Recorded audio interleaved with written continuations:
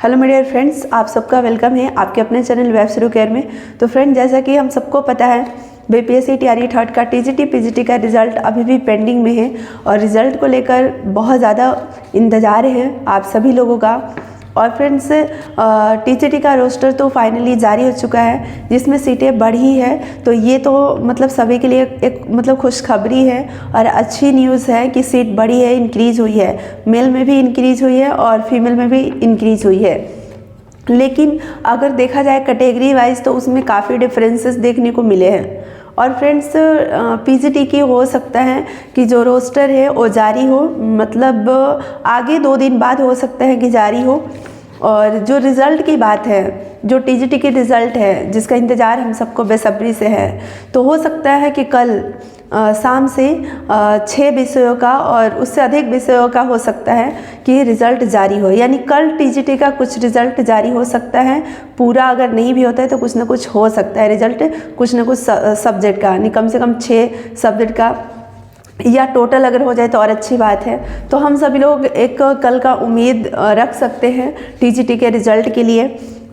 और एक चीज़ और बताना चाहूँगी कि जो सीटें हैं ना वो इंक्रीज़ हुई है, जिस वजह से कट ऑफ पर इफेक्ट पड़ेगा। जैसे मैं आपको बताना चाहूँगी कि जो सीट है वो फ्रेंड्स, पहले जो सीट था वो 2030 सीट था, 2000 सीट। मैथ्स की मैं बात कर रही हूँ क्योंकि मेरा मैथ्स में ही है, तो मैं इंतज़ार मैथ्स का ही कर रही हूँ और मैथ्स की ही बता रही हूँ। बाकी और आप देख सकते हो, हमने अपनी टेलीग्राम चैनल पर शेयर कर रखा है टीजीटी का जो रोस्टर है, वहाँ पर आप सभी कैटेगरी का, सभी सब्जेक्ट का आप देख सकते हो। ठीक है, तो मैथ्स में 2030 सीट था और अब 2408 सीट हो गया, यानी 378 सीट बढ़ा।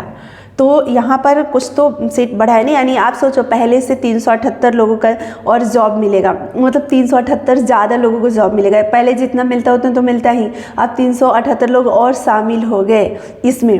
तो ये कहीं ना कहीं खुशी की बात है, 378 लोगों की फ्यूचर और ज़िंदगी की बात है। ठीक है, 378 लोगों के घर में खुशियाँ की बात है। तो मेल की अगर मैं बात करूँ तो पहले 1305 सीट था मेल में, अब 1607 सीट हो गया। और फीमेल में पहले 725 सीट था, अब 801 हो गया। यानी कि मेल फीमेल दोनों में सीटें, ओवरऑल मैं कैटेगरी की बात कर रही हूँ, इंक्रीज हुआ है। कैटेगरी वाइज आपको देखना है तो टेलीग्राम पर मैंने पीडीएफ शेयर कर रखा है, वहाँ पर आप जाकर देख सकते हो। तो फ्रेंड्स, टीजीटी का जो रिज़ल्ट है जब ये फाइनल हो जाएगा तो सबसे बड़ी ये चीज़ मैं आपको बता रही हूँ, जैसे आप सभी लोग परेशान हो कि डिस्ट्रिक्ट कब अलॉट होगा, डिस्ट्रिक्ट कब अलॉट होगा। क्योंकि हम सबको पता है जब तक डिस्ट्रिक्ट अलॉट नहीं होगा तब तक हम पता नहीं कर पाएंगे, पता नहीं चल पाएगा कि हमें जाना कहाँ है डीवी के लिए।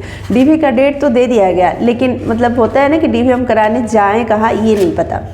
तो इसके लिए डिस्ट्रिक्ट एलोकेशन बाकी है। तो डिस्ट्रिक्ट एलोकेशन कब होगा? जब टीजीटी पीजीटी का रिज़ल्ट फाइनल हो जाएगा, वो भी क्लियर हो जाएगा, तब होगा। और कल टीजीटी के रिज़ल्ट आने की उम्मीद है और देखते हैं कि फाइनल आ पा रहा है कि नहीं।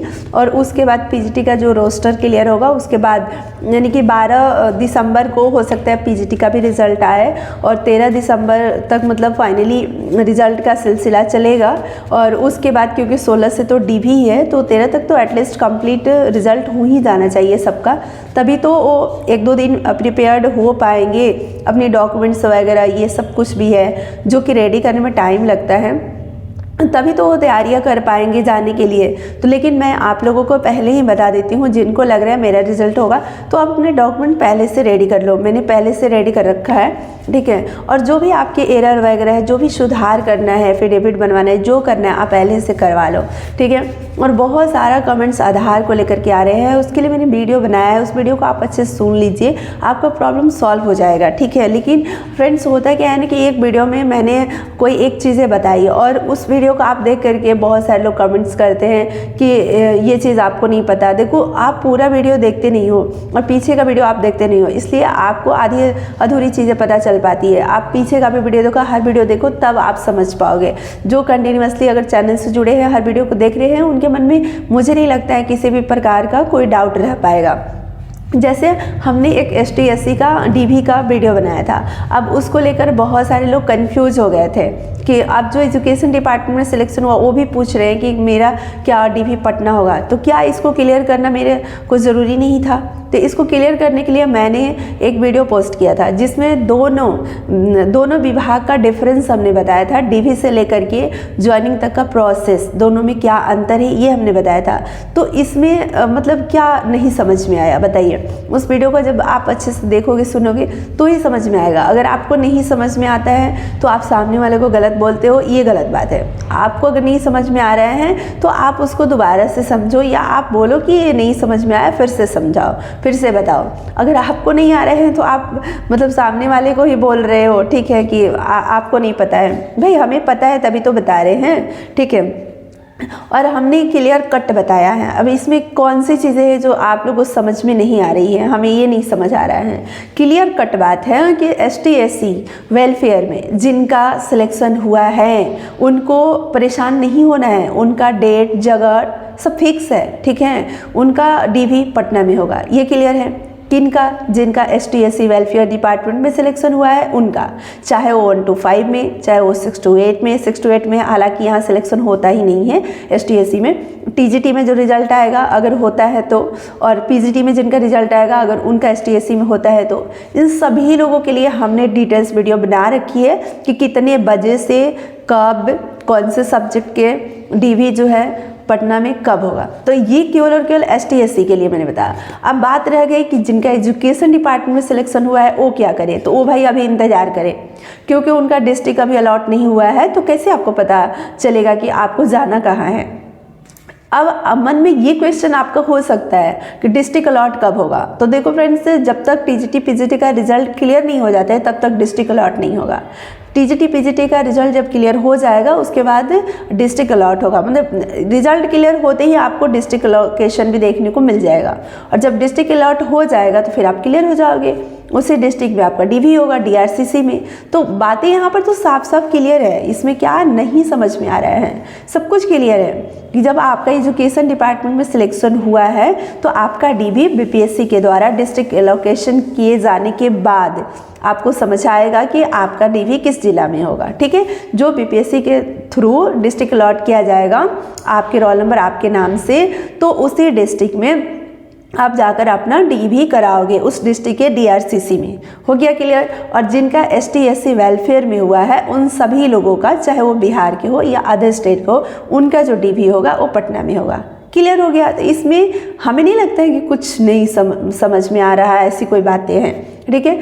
और दूसरी ये भी चीज़ हमने बताई कि जो BPSC के थ्रू डिस्ट्रिक्ट अलॉट किया जाएगा उसी डिस्ट्रिक्ट में आपका ट्रेनिंग वगैरह इस बार मतलब सुनने में आ रहा है कि इस बार वहीं पर ट्रेनिंग होगा। जैसे पिछली बार तो कभी इस डिस्ट्रिक्ट में कभी उस डिस्ट्रिक्ट में इधर उधर कर दिया गया था, लेकिन इस बार ये मुझे अच्छा लग रहा है कि उसी डिस्ट्रिक्ट में आपका ट्रेनिंग होगा और उसी डिस्ट्रिक्ट में आपका ज्वाइनिंग होगा। सारी जो प्रक्रियाएँ हैं उसी डिस्ट्रिक्ट में आपका संपन्न होगा, ठीक है। तो आप सभी लोग परेशान नहीं होइए, डिस्ट्रिक्ट अलॉट हो जाएगा। आप सब लोग अपने डॉक्यूमेंट को रेडी कीजिए। डॉक्यूमेंट में जो भी एरर है उसके लिए आपको अगर परेशानी हो रही है, डर लग रहा है, तो एफिडेविट बनवा लीजिए बस।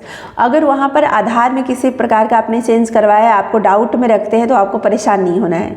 बहुत सारे लोगों का मतलब वहाँ पर जो है ना वो बायोमेट्रिक नहीं लेता है, OTP नहीं आता है, ये प्रॉब्लम होता है जनरली। तो आप इससे घबरा नहीं जाना, कुछ नहीं होगा, फिर से आपका दोबारा से ट्राई किया जाएगा, दोबारा से होगा, ठीक है। जब आप जेन्युइन कैंडिडेट हो तो आपको मतलब 1% भी घबराने की ज़रूरत नहीं है, ठीक है। आपका OTP आ रहा है नहीं आ रहा है, हर चीज़ का सॉल्यूशन निकाला जाएगा ना। आपका सिलेक्शन हुआ है तो आपको ऐसे ही बाहर नहीं किया जाएगा, इसलिए आप लोग परेशान नहीं हुई। आप में से बहुत सारे लोगों का कमेंट्स हमने पढ़ा, बहुत सारे लोग परेशान हैं, मेरे फादर के नेम में ये मिस्टेक हो गया है, ये स्पेलिंग एक्स्ट्रा हो गया है, कम हो गया है, टाइटल इसमें है, इस डॉक्यूमेंट में नहीं है। आपको इन सब चीज़ों के लिए परेशान नहीं होना है, इन सब का सॉल्यूशन है। एक एफिडेविट बनवा लीजिए बस। कुछ भी आपने फॉर्म भरने के बाद, मैं आपको बता देती हूँ, आप लोग ज़्यादा परेशान हो रहे हैं इसलिए मैं बता रही हूँ। ऐसे हर एक छोटी चीज़ों के लिए एफिडेविट बनवाना ज़रूरी नहीं होता है, ठीक है।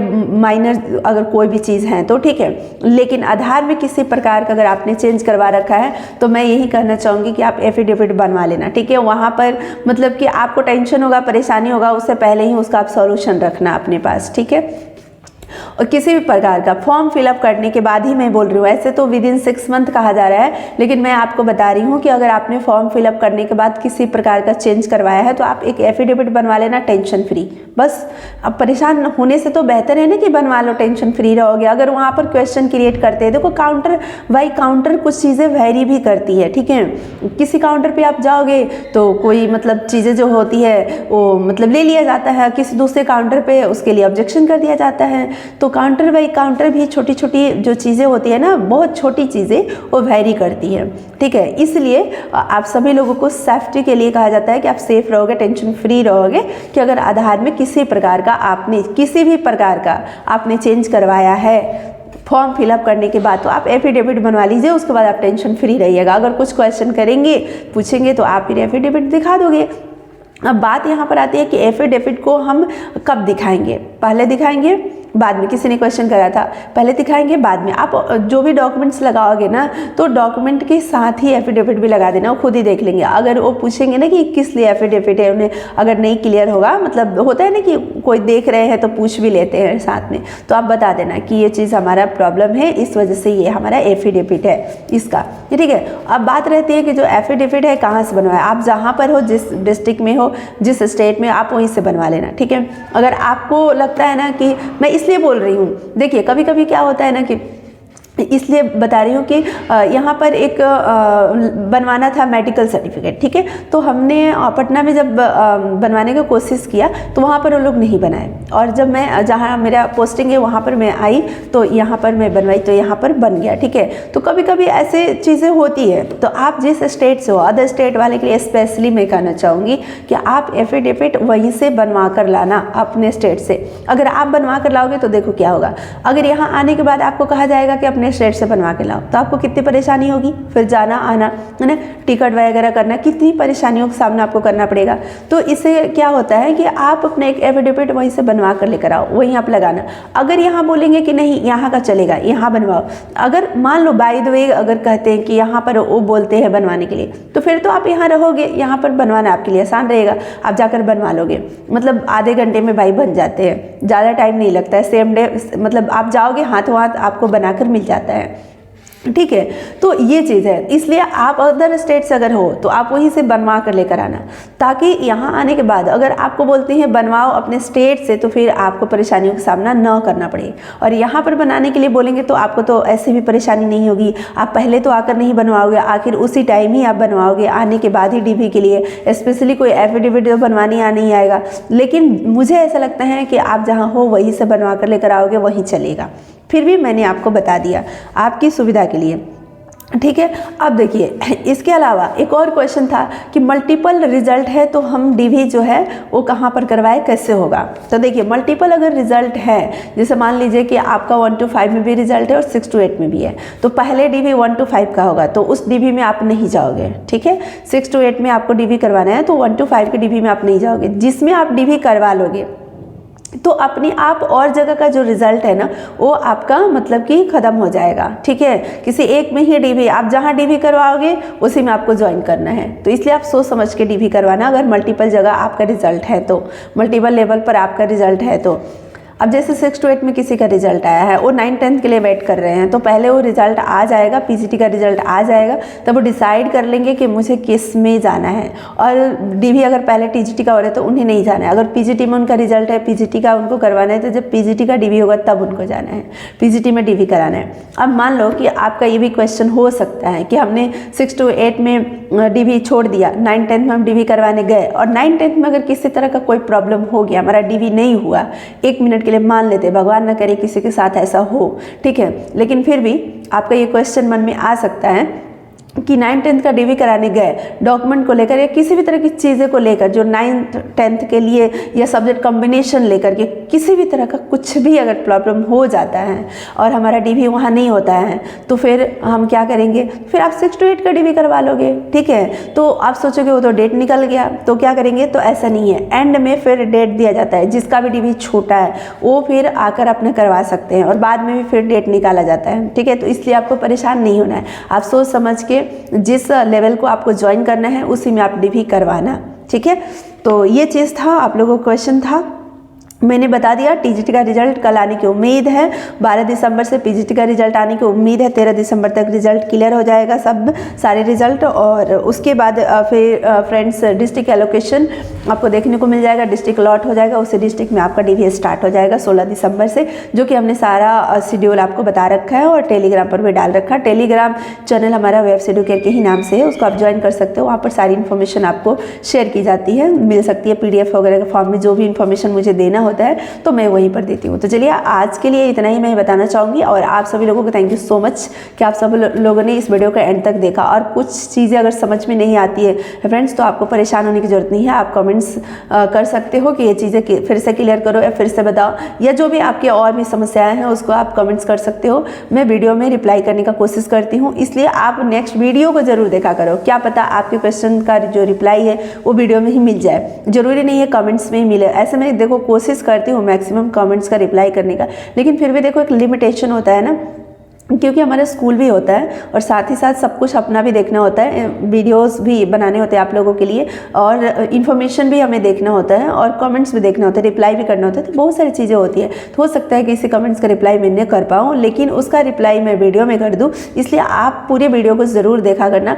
और जो लोग आधे वीडियो देखते हैं, आधी जानकारी इकट्ठा करके कमेंट करते हैं, तो मुझे लगता है कि वो थोड़ा सा और देख लेते तो ज़्यादा बेहतर होता। और मैं समझ जाती हूँ कि इस वीडियो में हमने ये चीज़ बता रखा है, लेकिन फिर भी उन्होंने कमेंट करा है, वो क्वेश्चन करा है, इससे मैं समझ जाती हूँ कि आपने पूरा वीडियो नहीं देखा है।